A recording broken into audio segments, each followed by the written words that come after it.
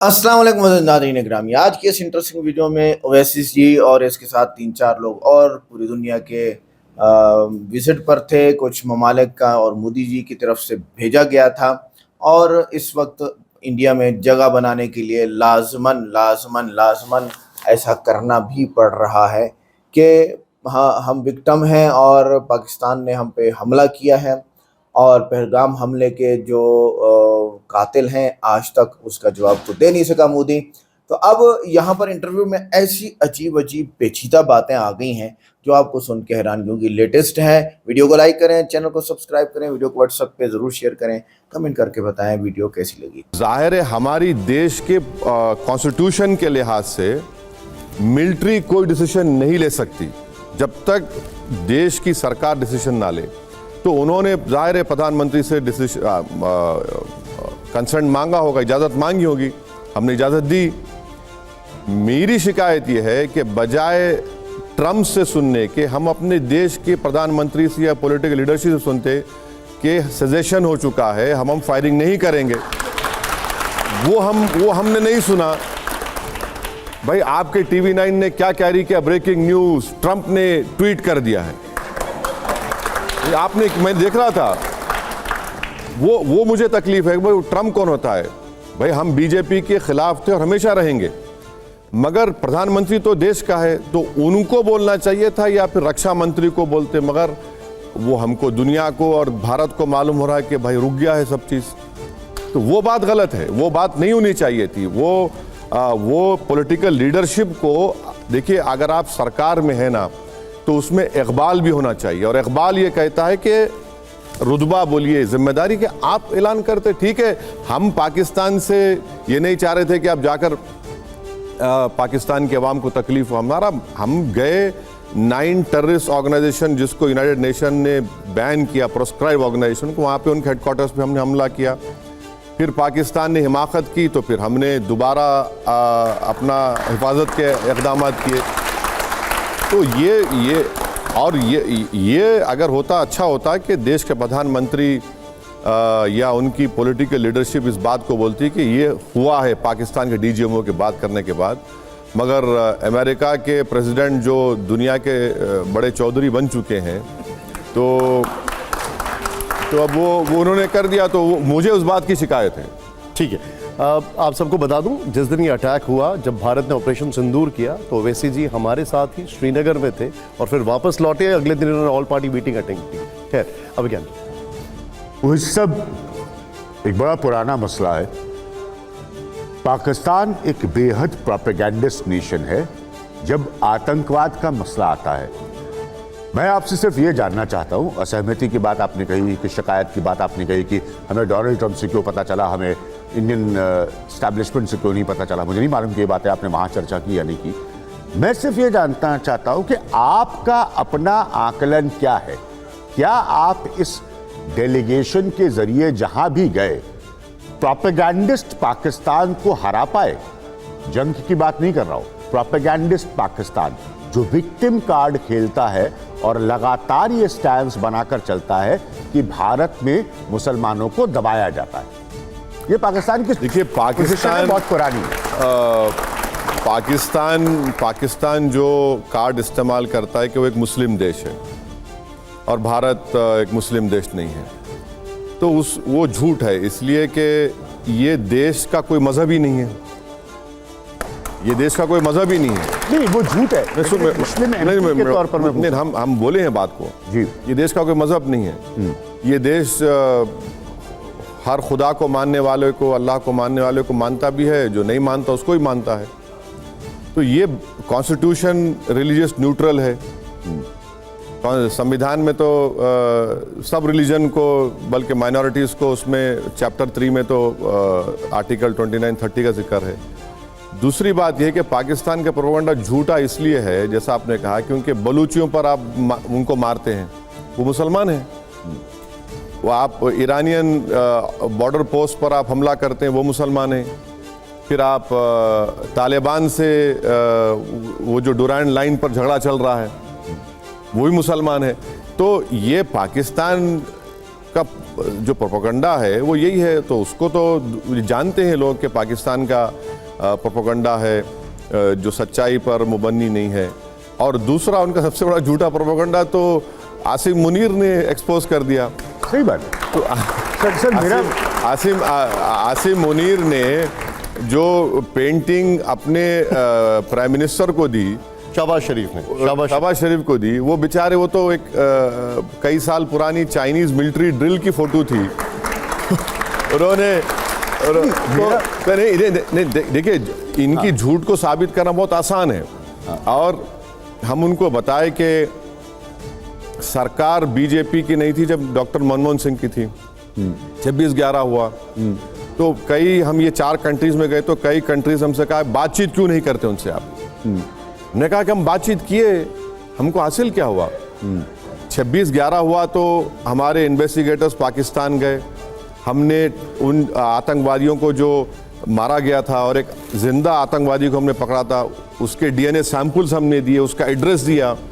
हमारे इन्वेस्टिगेटर्स यहाँ के आई विटनेस के स्टेटमेंट ले जाकर पाकिस्तान कोर्ट में दिए। हमने वो ऑडियो रिकॉर्डिंग्स दिए जो वेस्टर्न कंट्रीज ने और हमारे एजेंसीज ने रिकॉर्ड किए थे, जो लोग पाकिस्तान में बैठकर बोल रहे थे कि मारो भारत के नागरिकों को। कुछ नहीं हुआ। ये प्रोपेगेंडा, देखिए पाकिस्तान अगर इतना एक फेल्ड नेशन है पाकिस्तान। देखिए, पाकिस्तान का प्रोपेगेंडा झूठ है। मैं सिर्फ वापस ही उसी कोर पॉइंट पे आऊंगा। मकसद इस डेलीगेशन का था हिंदुस्तान की बात को अलग अलग लोग जाकर रखे। क्या आपको लगता है कि आप उस मकसद में सफल होकर आए? सीधा पूछ रहा हूं आपसे। बिल्कुल। हम जितने, हमारे जय पांडा ने बड़ी मेहनत की, मुझे बोलने का मौका काफ़ी मिला वहाँ पर, दूसरे MPs को बोलने का मौका मिला। हम सब लोग बता रहे थे कि हम टेररिज्म के विक्टिम हैं जो पाकिस्तान स्पॉन्सर्ड है, और अपनी अपनी तरीके से हमने उनको समझाया। और मुझे लगता है कि हम लोग इम्पैक्ट क्रिएट किए वहाँ पर अपने इन बातों से, अपने इन दलीलों से, और पाकिस्तान के जो पास्ट हमारे एक्सपीरियंसेस रहे, चाहे पठानकोट भी हो। और ये एक नया नाम है भाई, आसिम मुनीर की स्पीच है 15 मार्च की, फिर फरवरी 2024 में लश्कर तैयबा के हाफिज सईद के बेटे की स्पीच है, और फिर हमने यूनाइटेड नेशन सैंक्शन कमेटी 1262 को दिसंबर 23 में, मई 24 में और दिसंबर 24 में हमने कहा था कि ये लश्कर का नया नाम है TRF। हमने उनको बता दिया था कि अफसोसनाक बात है कि पहलगाम हुआ, तो और जाहिर है पहलगाम जब हुआ तो हम आपको यहाँ बैठकर हम बोल रहे हैं कि जब पार्लियामेंट का मॉनसून सेशन शुरू होगा तो नरेंद्र मोदी की सरकार को ये सवाल का जवाब देना पड़ेगा कि सिक्योरिटी लैब्स कैसे हुआ पहलगाम। ठीक। आप लोगों ने अपनी बात दुनिया में बड़ी दमदार तरीके से रखी। मैं आपसे जानना चाहता हूं कि कभी आप लोगों ने इस पे चर्चा की, क्योंकि हमारे देश का एक स्टैंड था कि कश्मीर और पाकिस्तान का हाइफनेशन नहीं होगा और कश्मीर के मसले को इंटरनेशनलाइज नहीं किया जाएगा। जब आप लोग बात करने गए तो ना केवल हर इंटरनेशनल प्लेटफॉर्म पे कश्मीर की बात हुई, बल्कि वो हाइफनेशन भी हुआ। इसको फॉरेन पॉलिसी लेवल पे आप लोगों ने कभी चर्चा की, बात की कि इसको टैकल किया, कैसे किया जाए? क्योंकि एक शिफ्ट हुआ है कार्तिकेय साहब, इसका सवाल का जवाब यस भी है और नो भी है। नो इसलिए है क्योंकि हम पाकिस्तान के बराबर नहीं हैं और हम नहीं चाहते कि हमारा हाइफनेशन पाकिस्तान के साथ हो। मगर ये हमला पाकिस्तान की तरफ से हुआ है, पहलगाम में उनके स्पॉन्सर्ड टेररिस्ट आए हैं, तो जाहिर है उनका जिक्र तो करना पड़ेगा आपको। मगर अफसोसनाक बात यह है कि बादशाह सलामत जो अमेरिका में बैठे हैं व्हाइट हाउस में, रुक ही नहीं रहे हैं, बोले रहे मैंने कराया, मैंने कराया। तो अब उसका अब हम नहीं ऑन अ सीरियस चलो, हमारे ताल्लुकात अमेरिका से स्ट्रेटेजिक हैं, टेक्नोलॉजी ट्रांसफ़र हमको होती है, तो अब आपको बड़ा उसमें एहतियात से रहना पड़ेगा। मगर वो बोले जा रहे हैं, मगर हमारी MEA के स्पोक्स पर्सन ने कहा कि उनका कोई इन्वॉल्वमेंट नहीं था। उनके DGMO ने हमसे बात की और गवर्नमेंट ने फैसला लिया। तो यस और नो उसका जवाब हो सकता है, मगर किसी हद तक यस हाइफनेट भी हो चुका है। अब हम उसको इनकार भी कर रहे हैं कि नहीं हमको आप हाइफेनेट मत करिए पाकिस्तान के साथ। अमिताभ जी, एक चीज़ बड़ा डिस्टिंक्ट रहा कि सर्वदलीय बैठक हुई पहले, जो भी अटैक हुआ पाकिस्तान के ऊपर, उसके बाद कहा गया कि पार्लियामेंट जब ख़त्म हुआ उसके बाद कहा गया कि पार्लियामेंट सेशन बुलाना चाहिए, स्पेशल पार्लियामेंट सेशन बुलाना चाहिए। तो उसके बाद सरकार मुकर गई, ना पार्लियामेंट्री सेशन कराई, ना सर्वदलीय बैठक बुलाई गई। और भारत की जनता को ये बताना ज़रूरी था कि क्या हुआ, क्या ऐसे डेवलपमेंट हुए कि हमें 4 दिन में रुकना पड़ा, क्यों नहीं हम आगे बढ़े। दूसरी जो इम्पोर्टेंट बात है, हम OIC में क्यों नहीं जाते हैं, क्योंकि 2018 में सुषमा स्वराज जी गई थी, उस साल पाकिस्तान नहीं गया था। तो क्यों ना हम अपनी बात OIC में जाकर एज एन ऑब्जर्वर, जो हमें स्टेटस है, उसको अपनी पुरजोर तरीके से पेश की जाए। क्यों हम ये मानते हैं कि OIC में हम नहीं जाएं, और दुनिया के सेकंड लार्जेस्ट मुस्लिम कंट्री हैं हम, तो हम क्यों नहीं अपने आप को असर्ट करते हैं उस लेवल पे। देखिए, OIC में भारत एक फाउंडिंग मेंबर है। फखरुद्दीन अली अहमद साहब गए थे रबात में जब हुआ था, और ऑब्जर्वर स्टेटस की आप बात कर रहे हैं, चाइना रशिया भी जाते हैं। और आप सही कह रहे हैं, जब लेट सुषमा स्वराज गई थी तो पाकिस्तान बॉयकॉट करा OIC को, नहीं आया था। तो हम तो आपके प्रोग्राम में बैठकर हम मोदी सरकार से हम बोलेंगे कि आप भिजाइए डेलीगेशन को OIC में, हम वहाँ पर अपना प्रेजेंस दिखाएं। OIC साहब, आपका नाम भी OIC साहब है और OIC की बात कर रहे हैं। नहीं, मैं OIC हूँ, वो OIC है, उसको मत मिलाइए। OIC जी, एक बार देख लेते हैं, वैसे एक बार देख भी लेते हैं, प्ले करिए जरा। हमारे साथ नारा लगाइए, पाकिस्तान मुर्दाबाद, पाकिस्तान मुर्दाबाद, भारत जिंदाबाद। हमारे साथ नारा लगाइए, पाकिस्तान मुर्दाबाद। लोग कह रहे हैं कि OIC साहब का हृदय परिवर्तन हो गया। नहीं, ये लोग जानते नहीं है मेरे को, तो वो इस तरह की बात कर रहे हैं। तो देखिए, ये बिहार में ढाका एक विधानसभा है जहाँ से हमने हमारे कैंडिडेट का अनाउंसमेंट किया। राणा रंजीत कैंडिडेट हमारे हैं, तो उनकी सभा में, और उस ज़माने में पूरा पहलगाम के बाद देश में गम और गुस्से की भी लहर थी, आज भी है। तो इसलिए हमने वो नारा लगाया। तो उसमें कोई उसमें राजनीति नहीं है। सही किया हमने, बुरी बात है। जो भारतीय नौजवान आपसे दूरी बनाते थे, ये सब देखने के बाद वो भी पाकिस्तान से कह रहे हैं ओवैसी थोड़ा टेढ़ा है पर मेरा है।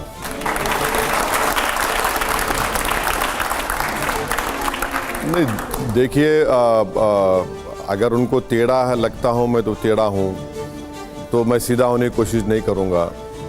अब जहाँ तक भारत की सालमियत का मसला है, टेररिज्म का मसला है, तो उसमें तो हम तमाम एक हैं, चाहे हम किसी पार्टी के हों, और यही हमारी सोच यही है। वैसे साहब, आपको शायद पता है या नहीं, लेकिन इस वक्त आप पाकिस्तान के दुश्मन नंबर 1 हैं। चाहे वहाँ के नेता हों, मौलाना हो, दिन रात वो आपके बारे में जहर उगल रहे हैं। नहीं तो अच्छा है ना, तो कम से कम उनको मुझसे नफरत करने की बुनियाद पर उनको इस्लाम थोड़ा समझ में आ जाएगा इंशाल्लाह, तो बहुत अच्छी बात है। वैसे आप उनको क्या समझाना चाहते हैं इस्लाम के लिहाज से? अगर देखिए, आप नहीं समझा सकते उन लोगों को।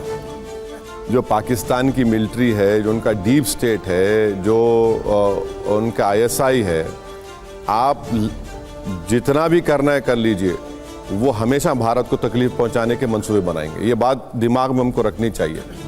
ये कभी, अभी जो अपने ही देश में, पूरी विश्व में 2 कंट्रीज में एक किस्म का पोलियो होता है, एक पाकिस्तान में, अफगानिस्तान में। 40% पॉवर्टी है, 9% अनएम्प्लॉयमेंट है, और 23 मिलियन बच्चे 6 साल के, 10 साल के दर स्कूल को नहीं जाते, और हर जगह जाकर वो भीख मांगते हैं। सऊदी अरब ने उनको अभी 2022 में $2 बिलियन का दिया, 23-24 में 14 बिलियन का एक्सटेंड कर रहे हैं, $800 मिलियन का ADB, 2 बिलियन का IMF। तो हर जगह जाकर ये लोग बोलते हैं कि बाबा झोली भर दे। पाकिस्तान को लेकर जो ओवैसी साहब ने कहा है, मेरे पास एक लंबी चौड़ी लिस्ट है, मैं आपको सुनाता हूं, जरा सुनिएगा। पाकिस्तान भिखमंगा है, एक इंसानियत का दुश्मन है, पाकिस्तान का एटम बम छीन लो। लखवी जेल में रहते हुए बाप कैसे बन गया? असीम मुनीर को आपने जोकर कहा, बिलावल भुट्टो को आप मूर्ख कहते हैं, शाहिद अफरीदी को आपने कार्टून बोला, पाकिस्तान में नकल करने की अकल नहीं है। मैं और भी सुनाऊंगा, बाकी बहुत सारे हैं, लेकिन ये आप सुनाएंगे। नहीं भाई, एक बात याद रखिए, अब हम जब बीजेपी पे क्रिटिसाइज करेंगे ना तो उसको भी एक्सेप्ट करना पड़ेगा आप लोगों को। ये कोई मुझे देखिए, मैं फिर से बड़ी ईमानदारी से कह रहा हूं कि जितने भारत के एमपीज उस 60 डेलीगेशन में गए हैं उन सब ने बड़े अच्छी तरीके से मेहनत की, अपने अपने तरीके से बात को रखा है। और ये देखिए, ये क्या बोलते हैं उसको, ट्रैक 2 डिप्लोमेसी है ये। हम कोई मिनिस्टर्स नहीं है, हम तो एमपीज हैं। तो अब जाहिर है, अब कोई बोल रहा है कि नहीं मिले तो क्यों भाई, वो हम लोग तो ट्रैक 1 ट्रैक 2 डिप्लोमेसी हम लोग कर रहे हैं। तो हम सब जहाँ तक देश के मामले में हम सब एक हैं। हाँ, बीजेपी से हमारा इख्तलाफ है क्योंकि बीजेपी के दौर में मॉब लिंचिंग हो रही है, गलत कानून बनाए गए, ट्रिपल तलाक हो, CAA हो, वफ़ का बिल हो, और डिस्क्रिमिनेशन भी हो रहा है। तो ये चीज़ें हैं, तो इसको हम बोलते रहेंगे। अगर कोई समझ रहा है कि नहीं आपने इतना बोल दिया, हम जब विदेश में गए हम नरेंद्र मोदी के लिए नहीं गए, हम भारत के लिए गए बस। ये इम्पोर्टेंट बात है क्योंकि हमारा कॉन्स्टिट्यूशन, संविधान क्या बोलता है, we the people of India. तो हमको संविधान को और देश को सामने रखकर बोलना पड़ेगा। मैं भी नहीं रहूँगा, मोदी भी नहीं रहेंगे, आप सब भी नहीं रहेंगे, मगर देश तो रहेगा ना। कोई और रहेगा प्रधानमंत्री, कोई और MP आएगा, मगर देश को, मुल्क के वक़ार को, मुल्क की मजबूती के लिए ज़रूरी है कि हमारे संविधान के जो आइडियल्स हैं, जो पैगाम है, उसको देश में भी इम्प्लीमेंट करें और बाहर भी उसका असर होगा। लेकिन ओवैसी साहब, पाकिस्तान के कुछ मौलानाओं को इस बात से दिक्कत है कि चाहे वो आप हो या जावेद अख्तर हो या सलमान खुर्शीद हो, ये मुसलमान होकर मुस्लिम देश को गालियां दे रहे हैं। वो ये कह रहे हैं। नहीं, वो मुसलमान हैं ज़रूर, मत मुसलमान देश कहाँ है, वो कहाँ है भाई? अगर आप अपने ही मुल्क में बड़े बड़े टेररिस्ट ऑर्गेनाइजेशन को आप पनाह देते हैं और उनको आप कहते हैं कि तुम मार सकते, आप ही के देश में आप शियाओं की मस्जिदों पे हमला करते, आप ही के देश में अगर कोई मिलादुन नबी सल्लल्लाहु अलैहि वसल्लम महफिल हो रही तो वहाँ पर आप हमला हो जाता है, आप ही के देश में बलूचियों पर जुल्म हो रहा है, और ये प्रोपेगेंडा है। भाई, भारत में क्या किसी फॉरेन टेररिस्ट ऑर्गेनाइजेशन के टेररिस्ट कैंप्स हैं? नहीं है। बताइए, कोई टेररिस्ट कैंप है क्या? नहीं है। तो पाकिस्तान का ये क्लेम रॉन्ग है कि हम मुसलमान देश हैं, हम ऐसा कर रहे हैं। मैं नहीं मानता उस बात को, बल्कि पूरे विश्व में अगर आप एग्जैक्टली कुरान और प्रॉफिट मोहम्मद सल्लल्लाहु अलैहि वसल्लम की तालीमात को देखें तो बहुत कम ऐसे कंट्रीज़ हैं जो प्योरली इस्लामिक हैं, उनको मुस्लिम बोल सकते हैं आप। कार्तिक, असदुद्दीन जी, जब आप लोग बाहर थे और अब जब आप अपना देश का पक्ष रख रहे थे, पाकिस्तान के नैरेटिव को काउंटर कर रहे थे, तो देश में भी एक बहस चल रही थी। तो जब आप वहाँ थे और उस तरह के मीम्स, उस तरह के ट्वीट्स, उस तरह के फेसबुक अकाउंट को आप देखते थे, चर्चा करते थे, कैसा लगता था कि यहाँ जिस तरीके से आप लोगों के काम का उपहास बनाया जा रहा था और आप वहाँ जो काम कर रहे थे, क्या बातचीत होती थी उस पर? आप लोग बोलते थे क्या हो रहा भाई? नहीं, पर्सनली मुझे कोई फ़र्क नहीं पड़ता क्योंकि मैं इतने गालियाँ सुन चुका हूँ, इतनी बातें सुन चुका हूँ, राइट से भी, लेफ्ट से भी, लिबरल क्लास से भी, कि वो क्या अंग्रेजी कहावत है कि water of the back of duck बस। मुझे कोई फ़र्क नहीं पड़ता, मुझे कोई फ़र्क नहीं पड़ता। मुझे क्या करना है भाई? मुझे फिक्र होती है अगर मेरी बीवी नाराज़ होगी तो, दैट इज़ मुझे खौफ होता है कि वो ऐसा काम ना करूं कि अल्लाह मुझसे नाराज़ हो जाए। बस है, ख़त्म हो गया। दूसरे, आप देखिए, हैदराबाद का एक मशहूर क्रिकेटर है मोहम्मद सिराज। मोहम्मद सिराज ने बहुत अच्छी बात कही, गरीब परिवार से आया, उसने कहा कि मैं जो कुछ करता हूँ अपने लिए करता हूँ, दूसरों की परवाह ही नहीं करता हूँ। तो वही हमारी थिंकिंग होनी चाहिए अभी। और end of the day democracy है, अब सबको इख्तियार है, हर आदमी कुछ भी बोल सकता है, लिख सकता है, तो तो होना आप जो चाहिए। कुछ भी करते अपने लिए करते, हाँ, नहीं जो कुछ भी करते अपने लिए, करते, अपने लिए, सियासत को जिंदा अपने लिए रखने नहीं। के लिए। आप मैं एक पॉलिटिशियन हूँ, मैं एक पार्टी का जिम्मेदार हूँ, तो अपनी पार्टी के लिए करूँगा। अब मैं ये नहीं देख सकता कि विनोद शर्मा जी नाराज हैं या खुश हो रहे हैं, या आप खुश हो रहे नाराज हो, मुझे क्या करना है, मुझे अपना काम करना है।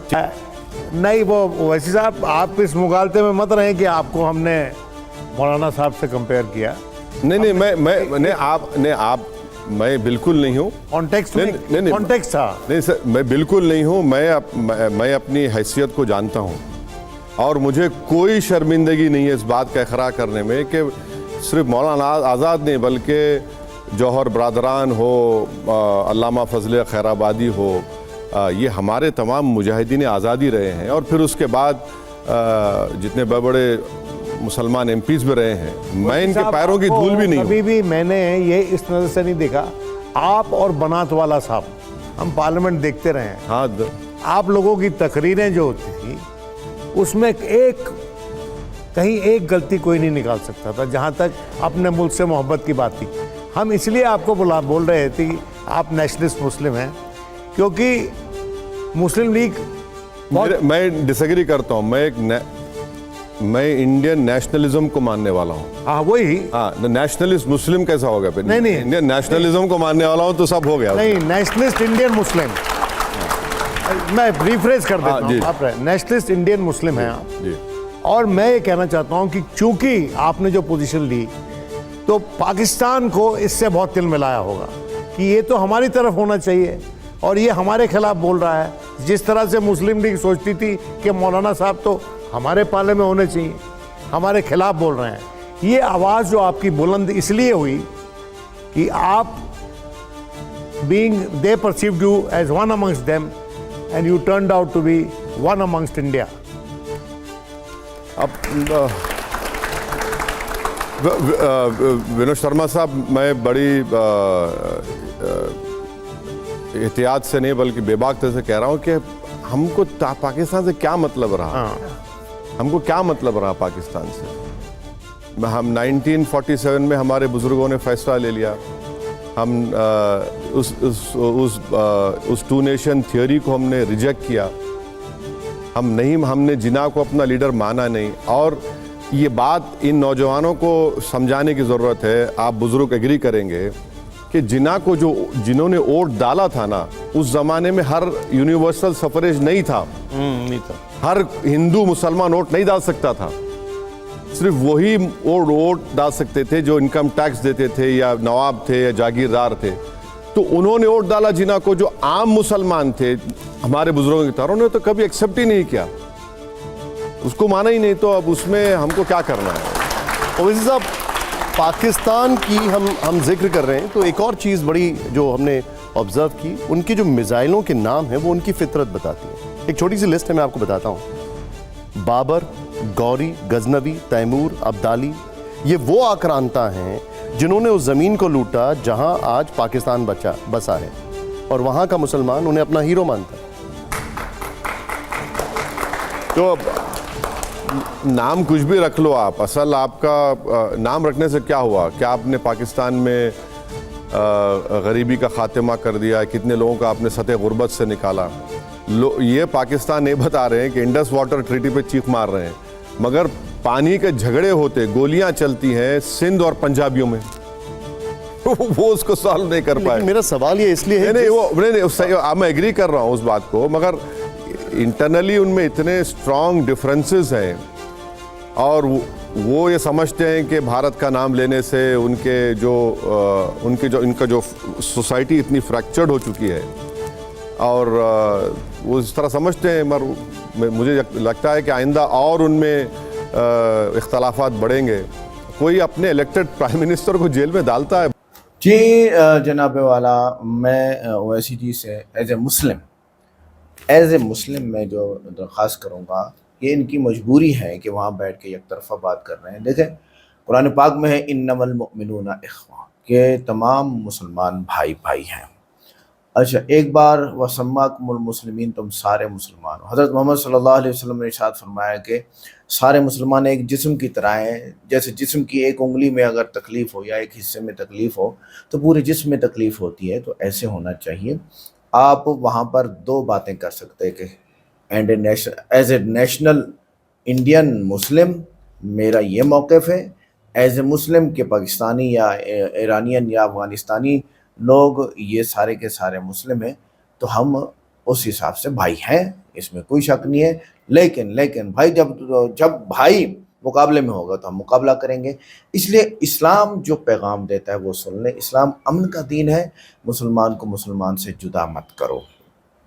इसी जुदाई ने बर्बाद करके रख दिया और इसराइल यही चाहता है। हर इंसान अपने अमल का जिम्मेदार है, पूरी कौम पर इल्ज़ाम देना ये नाइंसाफ़ी है। तमाम मुसलमानों पे आप नहीं दे सकते, आप पाकिस्तानी मुस्लिम्स पर भी नहीं दे सकते। नर्म बात करो, अल्लाह नेकी करने वालों को पसंद करता है, बस। और पाकिस्तान का तो आप नाम ही ना लेते, आप करें, नेशनलाइज करें अपने आप को, आप जो है वो इंडिया की तरफ हो जाएं। साफ ज़रा आप इंडिया के हैं, इंडिया के मतलब मैं भी जिस मुल्क का हूँ तो मैं उसी की बात करूँगा ना, मैं इंडियन हूँ तो मैं इंडिया की बात करूँगा। अच्छा, आगे चलें। एक की गलती पर पूरी कौम को नाक कोसो, इस्लाम अदल सिखाता है, ठीक है। अगर हमारे जो है वो मुसलमान पाकिस्तानी मुस्लिम अगर कोई गलत भी हैं तो उनको आप क्रिटिसाइज़ करें, आप सबको नहीं कह सकते। मुसलमान आपस में भाई भाई हैं, सियासी फ़ायदे के लिए नफ़रत मत फैलाइए, अच्छे रवैये से बात करें। कामयाबी परहेज़गार को भी मिलती है। इंसाफ बादशाही की बुनियाद है, सियासत में भी हक़ की बात करें। नबी सल्लल्लाहु अलैहि वसल्लम रहमत बनकर आए, हमें भी रहमत का ज़रिया बनना चाहिए, नफ़रत का नहीं। अल्लाह से डरो, अदल से काम लो, जुल्म से बचो। अल्लाह गाली गलौज को पसंद नहीं करता, चाहे सियासत हो या मज़हब हो। आपने गाली तो नहीं दी है मुसलमानों को, लेकिन आपने जो है ना वो इन पाकिस्तानियों को या आसिम मुनीर को, या आपने बहुत सारी ऐसी दुखी वाली बात की है जो उनके दिल को, मुसलमान के लिए ये जायज़ नहीं है। फितना कत्ल से बड़ा गुनाह है, ज़बान से इसे ना बढ़ाओ। अच्छा मुसलमान वो है जो गैर ज़रूरी बातों से दूर रहें। अल्लाह हमें इस्लाह करने वाला बना, फ़साद फैलाने वाला ना बना। हम मुसलमान हैं, हमारा तारुफ़ ईमान से है, ना कि कौम से। कोई नेकी छोटी नहीं होती, अच्छी बात करना भी सदका है। आपस की बातें सुलझाएं, अल्लाह से वही डरता है जो इल्म रखता है। ऐ अल्लाह हमें हमारे दिलों में ईमान वालों के लिए बुग़्ज़ ना रख। बेहतरीन इंसान वो है जो दूसरों को फ़ायदा पहुँचाए, ना कि ज़लील करे। जब जाहिल कुछ कहे तो जवाब में बदकलामी नहीं बल्कि सलामती इख्तियार करें। तेरा रब भूलने वाला नहीं, जो कुछ लोग कहते हैं इस पर सब्र करें। अल्लाह ताला हमें सब्र करने वाला बना दें। तो आज की वीडियो में हम दो बातों को लेके आए हैं। एक ये कि आप अपने मुसलमानों के ख़िलाफ़ बात मत करें, आप इंडिया के हक़ में ज़रूर बात करें, हमें इससे कोई इख्तिलाफ़ नहीं है। आप इंडियन है ना, मैं अगर इंडियन हूँ तो मैं इंडिया के बारे में बात करूँगा। आप इंडियन हैं, आप करते हैं, सियासत है, चमकानी है, आपने चमका है। और मोदी ने आपको अपना बनाने के लिए उस टीम में दाखिल किया जो बात करने गई, इसमें कोई शक नहीं है, दो राय नहीं। तो एक काम आप ये करें, मैना रवि वाली बात करें। दूसरा, अगर आप सियासत करते हैं तो आप भरपूर सियासत करें इंडिया के बारे में, ठीक है। आप मुसलमानों के कंधे पे या पाकिस्तानी मुसलमानों के कंधे पे बंदूक रख के सियासत नहीं कर सकते, ये इन चीज़ों का ख्याल रखें। आज की वीडियो कैसी लगी? वीडियो को लाइक करें, चैनल को सब्सक्राइब करें, वीडियो को व्हाट्सएप ज़रूर शेयर करें, कमेंट करके बताएं वीडियो कैसी लगी। मिलते हैं नेक्स्ट वीडियो में। अस्सलाम वालेकुम।